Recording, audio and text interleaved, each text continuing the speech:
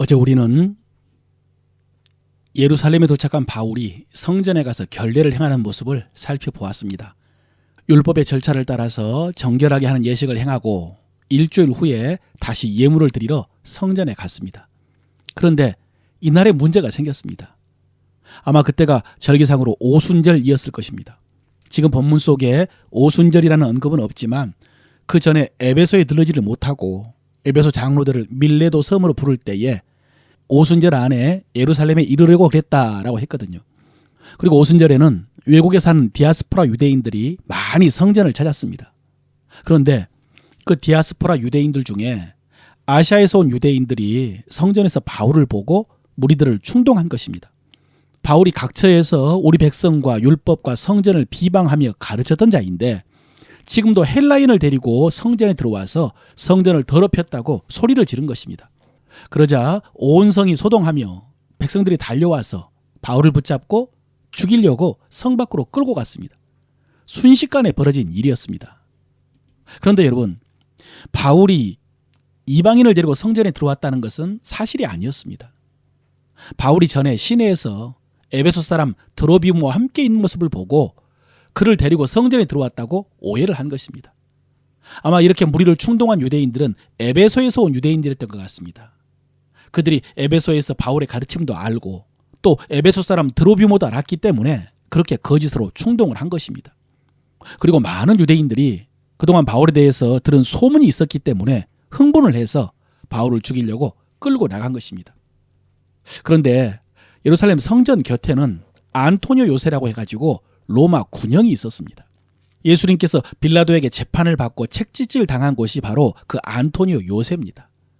거기에는 높은 망대가 있어서 로마 병사가 항상 성전 뜰에 유대인들을 감시하고 있었습니다. 그 병사가 성전 안에서 일어난 소동을 천부장에게 보고를 해서 천부장이 백부장들과 군사들을 거느리고 출동해서 가까스로 바울을 구했습니다. 그런데 이 천부장은 지금 이 상황에 대해서 아무것도 모릅니다. 무리들에게 물었지만은 이 사람은 이 말을 하고 저 사람은 저 말을 하고 또 소리를 질렀기 때문에 상황을 파악할 수가 없었습니다. 그래서 천부장이 바울을 군영으로 데리고 가라라고 했는데 그 와중에 바울이 천부장에게 부탁을 합니다. 백성들에게 한마디 하게 해달라고. 그래서 천부장이 허락을 받아서 바울이 히브리 말로 유대인들에게 말한 것이 오늘 본문입니다. 이 자리에서 바울은 자신이 다메섹으로 가는 도중에 주님 만난 이야기를 했습니다. 자기가 다소에서 태어났고 예루살렘에 와서 가말리알 문화에서 율법을 배웠으며 다른 유대인들보다 더 열심히 하나님을 섬겼다는 이야기요.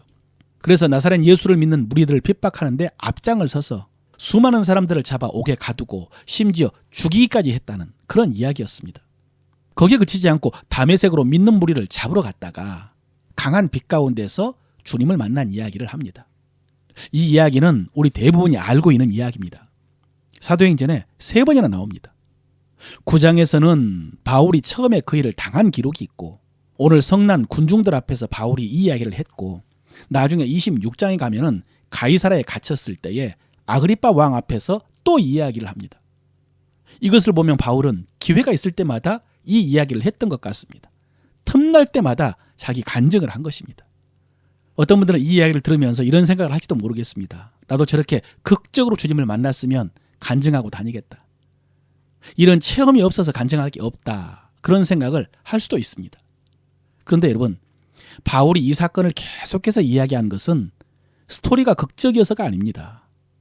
사실 극적인 스토리로 하면은 바울이 3번째 하늘 천국에 갔다 온 이야기가 훨씬 더 극적인 체험입니다.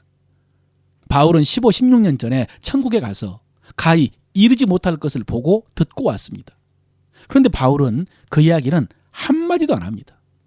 고린도 교인들에게 자신을 자랑할 때도 그 이야기를 하려다가 그만두었습니다. 대신 바울이 사도행전에 기록된 것만 이 다메섹 사건을 2번이나 이야기를 하고 또 서신서 곳곳에서도 이 사건을 언급한 것은 이 사건 속에 들어있는 메시지 때문입니다. 이 사건을 통한 깨달음이라고 할 수도 있고 교훈이라고 할 수 있습니다. 그 메시지를 전하려고 이 이야기를 한 것입니다. 여러분, 우리도 마찬가지입니다. 우리 모두가 다 바울 같은 체험을 할 수는 없습니다. 아마 믿게 된 유형을 보면은 예전에 말씀드린 것처럼 바울 같은 유형이 아니라 디모데 같은 유행이 가장 많을 것입니다. 바울은 주님을 대적하고 믿는 자를 핍박하다가 주님을 만나서 급진적으로 회심을 했지만은 디모데는 외할머니와 어머니의 신앙의 영향으로 자연스럽게 회심을 했습니다.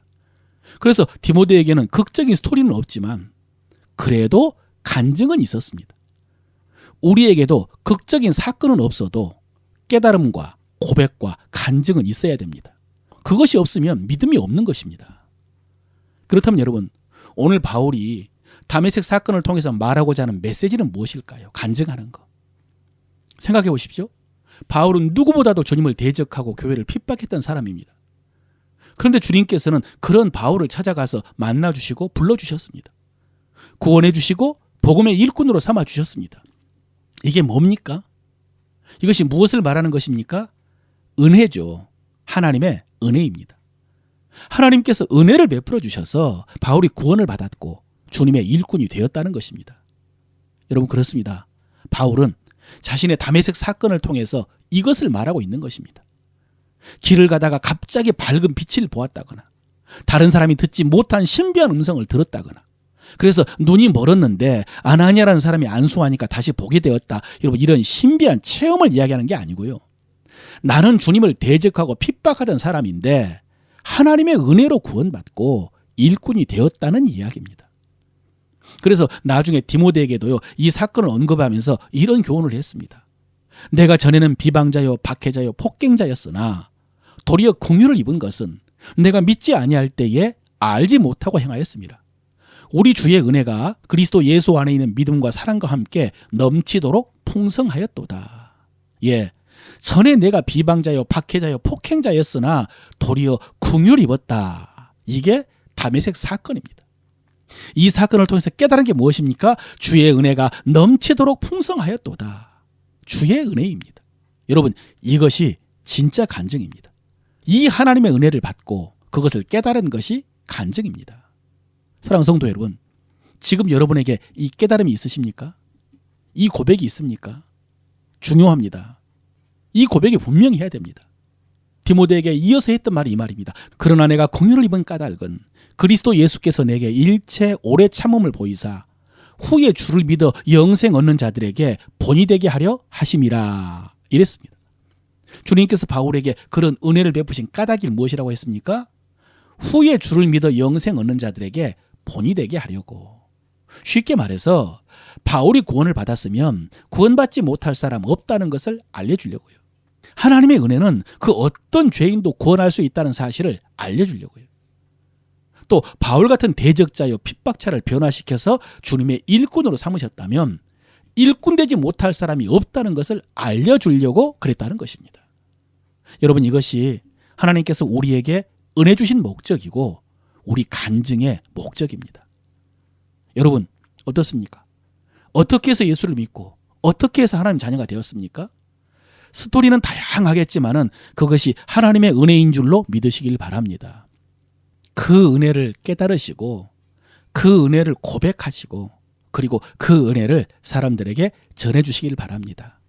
그러면 바울이 후에 주를 믿어 영생 얻는 자들에게 본이 되게 하려 하심이라 라고 했던 말씀처럼 여러분의 간증을 듣는 이들에게 동일한 역사가 나타날 줄로 믿습니다.